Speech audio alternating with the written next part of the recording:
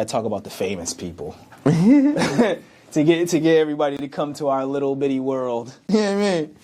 So I want to end this with the meaningful part of why we're here, and I think this would be like part one, and it's going to bring into like what you wanted to do with just deepening the conversation about the discography.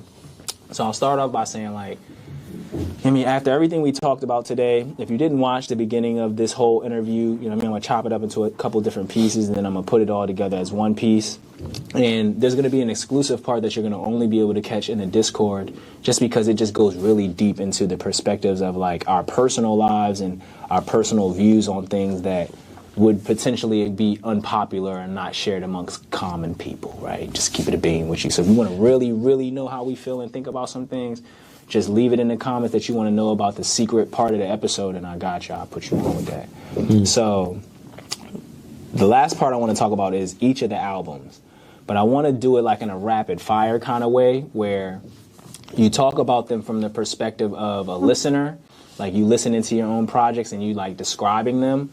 So like if somebody wanted to come in just based on like what kind of music they want to hear or relate to or what their interests are, they could watch this part and be like, okay, they know what they're looking for, they know what the vibe's going to be, and maybe you could share one sentiment of a archetype or a character or a sentiment that describes that project in the chapter of your life. So for me, right, like I have, let's say I have a piece of content that I use, and I'll be like, this is my Pikachu project, this is my Squirtle project, this is my Bulbasaur project, like how it just represents a sentiment to you as a character in your life or something like that you viewed yourself as. Mm-hmm. So we'll start off with, I want to even go back to like what you did with the Lost Fortunates, John. Like that's like your first project. Mm-hmm. So like, what was that project about? How did it relate to color? And what sentiment would you share as a listener? Like listening to it and going back to it, what would you say about that project? How would you review it? And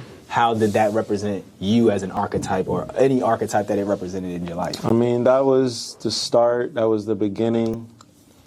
In regards to color, I mean, at that point, I just say it's a rainbow because it was just anything at that point. Rainbow vomit, rainbow. Yeah, because it's just everything. That's just us trying it out. You'll definitely get a lot of the emulation I was feeling at the time. But it's not even available anymore, is it? Maybe Reverb Nation. All right. I had to think about that. I'm like, you can't even get that. That was the beginning, man. And that, if anything, solidified the start of the journey. You gonna say, well, the next one would be Cheeseburgers and Hippos. Oh, I didn't know I knew that. I had to mention that. Yeah, you had to mention that. Cheeseburgers and Hippos EP, that's my first project. The SoundCloud joint. Yeah. And I took that down, minus maybe like one or two songs. That's what, Nah, like, that was... So, Lost Fortunate was the beginning. That was the beginning of Lost. That was the beginning of Living Over.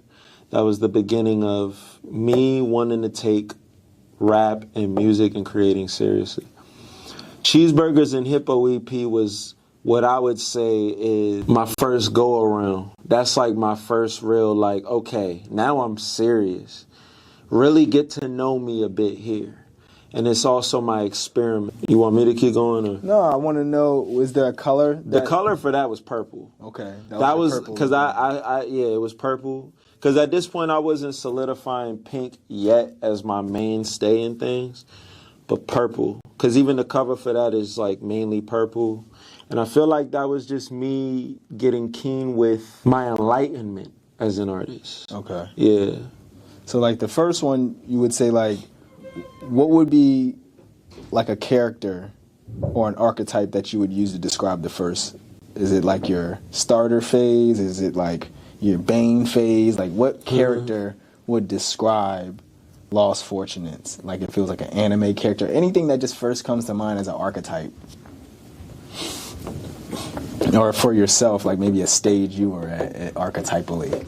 And if not, in that succession, same thing with Cheeseburgers and Hippos. I feel like, well, Lost Fortunate, man. That Lost Fortunate, I don't know if I have a visual character. Okay, so what about Cheeseburger and Hippos? Cheeseburgers and Hippos, I would say that's maybe my Konohamaru Okay. Like, and so is from that Naruto. yeah, I was about to say that's a Naruto. As a kid, though, as a child. Okay. That's him as a child. Okay, so you're giving me something to look into because now I'm gonna look into these characters to see how that sentiment. And Konohamaru was he was that was a young boy that what you call the used to like. Hokage's grandson, and that was Naruto's.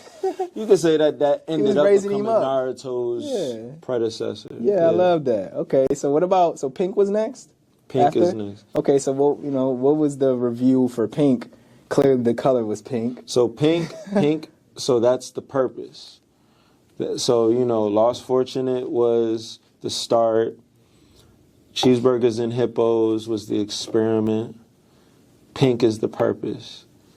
Pink is my first album.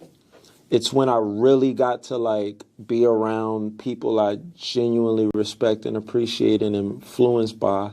I really got to shape more of who I was individually as an artist and really dedicate more musicality. I still to this day feel like that is like a magnum opus project. And I would always say that that's a project that really detailed my purpose. It's very young, green behind the ear, but it really is a part of who I am deep down inside.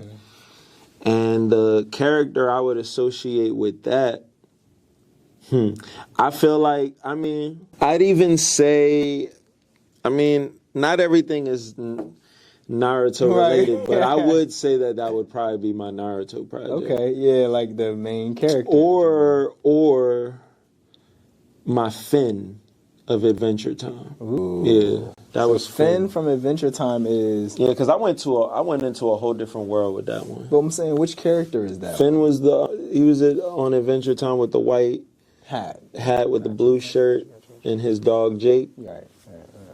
I always get Adventure Time mixed up with regular show. Oh, yeah. So now, by the time we go from Pink to Ultraviolet, we in Philly now. You forgot Don't Forget, though. Oh, right. You forget, don't forget. Don't forget. Right, yes. Look, okay. So Don't Forget, and man, those was the days. Don't Forget too. was the statement. Those was the days. Pink is the purpose. Don't Forget's the statement.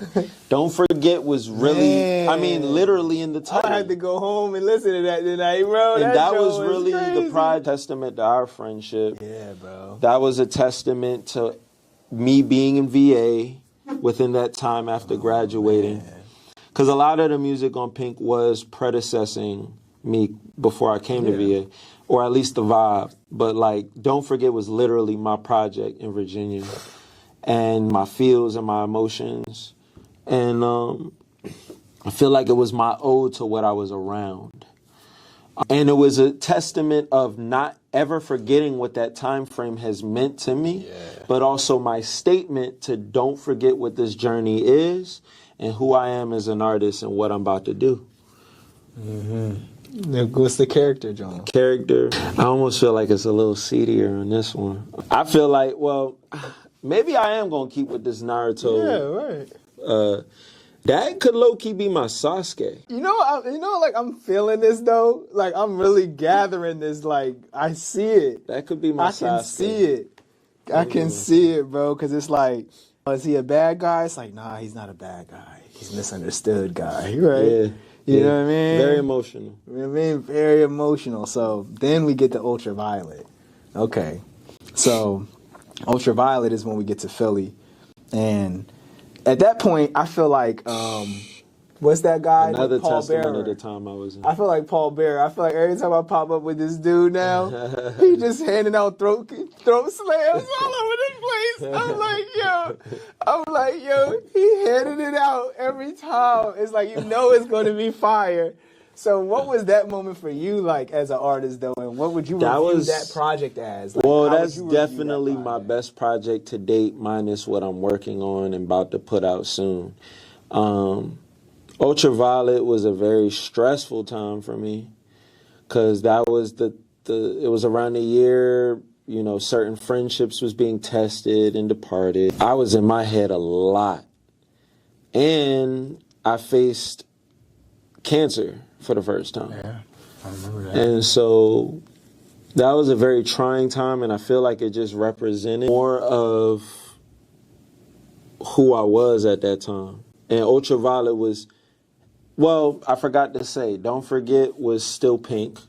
That color was still heavy on the pink, but really showing how it contrasts with black. And then Ultraviolet, that's totally based on that identity there, but also heavy on the influence of purple as well. And I felt like the purpose of that was to really show this different level of maturity and enlightenment I had reached within understanding my relation to people, myself, and also noticing how I still struggle with my own personal battles of confidence, insecurities, or what it may have been with certain friendships and relationships. And so that was like real big on stating what I was supposed to end up becoming through time. And I feel like now that project, in some way, I don't know why I'm leaning so heavy on this. I was almost going to say Kakashi, but I could even be remiss to say, like, I could even say Gaara. I felt the darkness coming in, right? I felt it, right? Like, you know, Gaara, like, started out very, like, ravenous, and, you know, he was kind of just very misguided. But, but he grew up and matured to be such a very... But it's before that. I'm, like, in the midst of that. Like, I feel like Ultraviolet, the maturity really kicked in, but I still can remember the youth of me in a lot of ways based on those experiences and even what led me to go through some of those problematic times. And I feel like my youth is the green behind my ear and the compassion I had in a lot of ways. I was spreading it very thin for everyone and everybody. That was really the project that showed me how much I wasn't pouring enough into myself. It's one of your shorter projects too.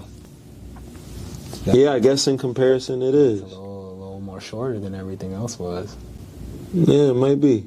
If not the same amount with Don't Forget, at least, because Don't Forget, I think, had 11 tracks. But Ultraviolet had 11. Okay. I think so. I remember all of the features and things you did, and even as an honorable mention, I mean, you pretty much produced 80% of my music, so I would say that that's part of your discography as well. Because it's like, yeah, VA to PA and PA to VA is my story, but it's like heavily produced and featured by you as well.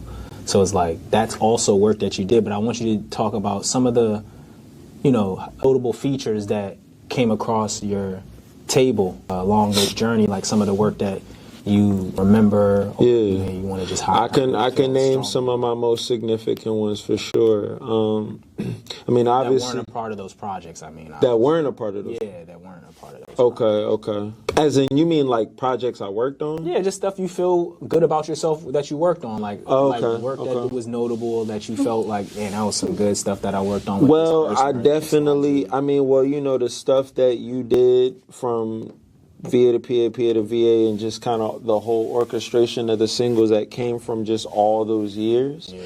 I could even, because you made me think of my Linde Wednesdays, and because like it's crazy, like, you know, like in some ways I wasn't always good at repurposing stuff, and I mean it never takes away what I could do now, but to think about it, I have actually a lot of music out. Yeah, bro. I have a lot of music out. Yeah, bro. Mainly on SoundCloud, to say, but like there's a whole catalog people can really dig deep in, and I feel really good about that because I was really just finding an excuse to really start pouring stuff out, and then also showing people my capabilities. If people caught it, they caught it. If not, if they, you know, it's still there.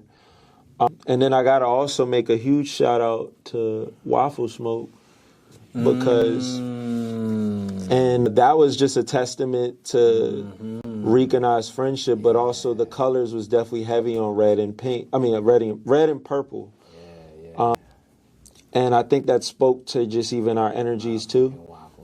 And that's probably my most proudest collaboration, just due to how much really poured out in the creativity of it, like the production. And a lot of it was organic too. It was an interesting time, to say the least, of how the music came together, but it was definitely my ode to really like pay homage to hip hop and energy in a way that I never delivered myself before. You know, here's some honorable mentions. I think he took the project down, and I really had more heavy influence on the engineering, but like Saudi Casino's project, Below the Tide. Oh, I remember that, yeah. That was really, you know, that was a really dope collaboration I felt good about too. That was not of my project, or with least amount of my influence, minus some engineering effects and transitions. Like he really allowed me to, shitty boy. he really allowed me to like put my foot in that and really figure it out with him. And I will say like that's one of my, I really appreciate that experience. Who else? I have to make a shout out. I gotta make a shout out to Radiance. Because a lot of what's under the sun and what has been part of her journey, that was a great staple of collaboration that we got to monitor and put together. And I think it solidified a lot. I mean, especially for her, but it also brought a lot of perspective for me as an artist and a producer.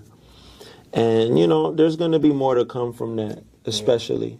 And then one last honorary mention. I'm just making sure I ain't forgetting nothing else. But, yeah, my other big honorary mention, it's got to go to, you know what,